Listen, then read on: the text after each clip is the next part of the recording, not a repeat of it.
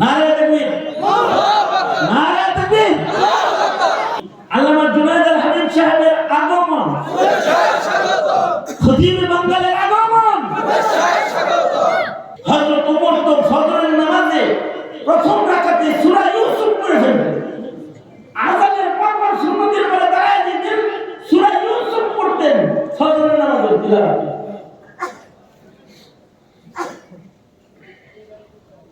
মুআয ইবনে জাবাল লম্বা করে নামাজ পড়তেন।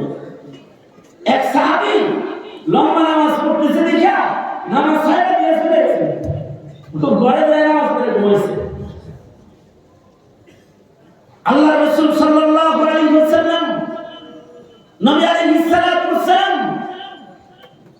মুআয ইবনে জাবালকে অনেক মহব্বত করেন।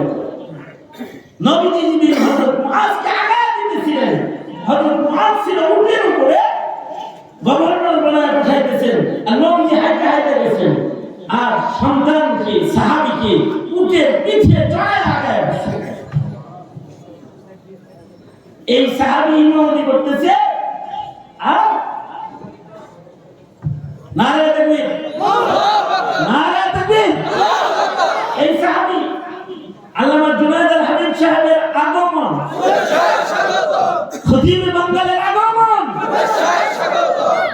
হুজুর চলে আসছেন, আমি আমার কথাটা শেষ করে দিই। সেটা হলো যে হযরত মুআয ইবনে জাবাল নামাজ পড়াইতেছেন, সাহাবী নামাজ না পড়ে কাঁদতেছিলেন, বাড়িতে গিয়ে একা নামাজ পড়ছেন।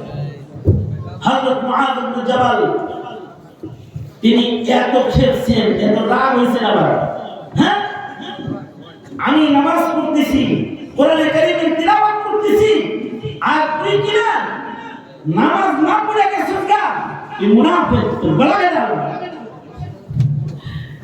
সাহাবী, এই বড় গ্রাম্য সাহাবী নবীজির কাছে যায় নালিশ করছে, বলে আল্লাহর নবী, আমি মাঠে কাজ করি, ছাগল চড়াই, সারাদিন মেহনত করে আমি ক্লান্ত পরিশ্রান্ত, আর মুআয ইবনে জাবাল এত লম্বা তিলাওয়াত করে যে আমার দাঁড়ায় থাকতে কষ্ট হয়, যে হ্যাঁ নামাজ করতে দিয়ে আমি একা বসছি। আসার সময় দেখলাম কিছু মানুষ আছে ঠেলা গাড়ি যারা, ওদের পায়ের ভেতরে এত শক্তি ওরা প্রয়োগ করে গাড়ি টেনে ড্রামগুলো টেনে টেনে নিয়ে যায়, ওর পায়ের গোড়ালি তো ব্যথা হয়ে গেছে। আর যদি ইমাম সাহেব এরকম একজন ঠেলা গাড়ি চালক পেছনে দাঁড় করায় যদি সূরা ইয়াসিন পড়ে, তাহলে এই ঠেলা গাড়ি সারাদিন যে টানছে তার তো রাগ হই, আমার পায়ে কোলায় না, আর তোমার এখন তার ভয় ধরছে।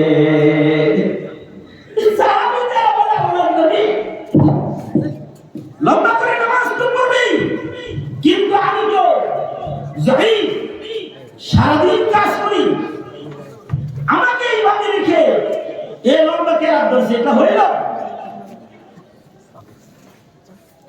আল্লাহ রাসূল সাল্লাল্লাহু আলাইহি ওয়াসাল্লাম যেমন লম্বা ইবাদতের ফজিলত করেছে, তেমন আমার ইসলামকে সহজ করে দিয়েছেন। নবীজি কোন সাহাবীকে বকা না দিয়া হযরত মুআযকে গালি দিয়েছেন, এই কি হয়েছে তোমার, তুমি তো আমার উম্মতের হৃদয়ে বিরক্তি করে ফেলবা, নামাজের প্রতি অনীহা পয়দা করে ফেলবে, এত লম্বা করে পড়তে বলেছে কি তুমি? তোমার পিছনে মরিদরা দাঁড়ায় রয়েছে, যুআফারা দাঁড়ায় রয়েছে, অসুস্থ ব্যক্তিরা দাঁড়ায় রয়েছে, কেরাত ছোট করে পড়ো।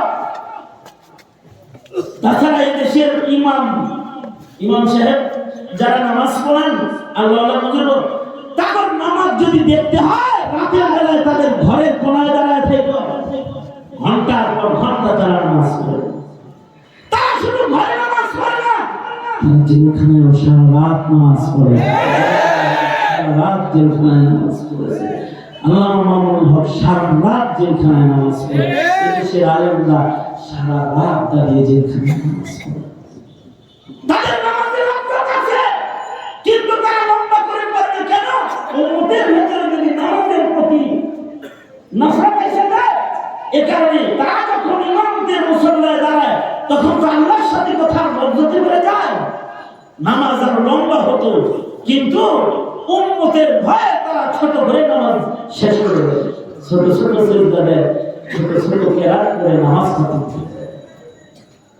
যার জীবনে সিজদা কত বেশি, সে আল্লাহ রাসূলের কাছাকাছি কত বেশি।